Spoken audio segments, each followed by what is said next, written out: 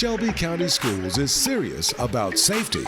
That's why we're introducing several new cleaning protocols in our school buildings and central office locations to combat the spread of COVID-19.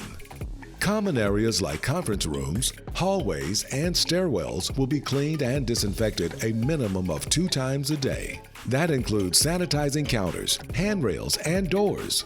Floors will be swept, vacuumed, and mopped. Restrooms will be cleaned a minimum of 4 times a day. We'll also be emptying trash and restocking tissue, paper towels, hand soap, and sanitizer.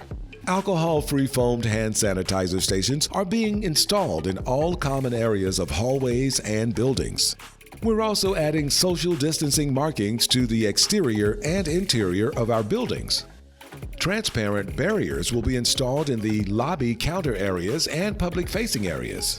Entrance to the Shelby County School buildings will also include a temperature check, and all visitors and employees must wear a face mask. Some employees will also be required to wear gloves.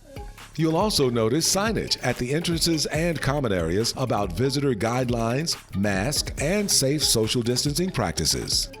We are stronger together. Coronavirus will not defeat us. We are 901.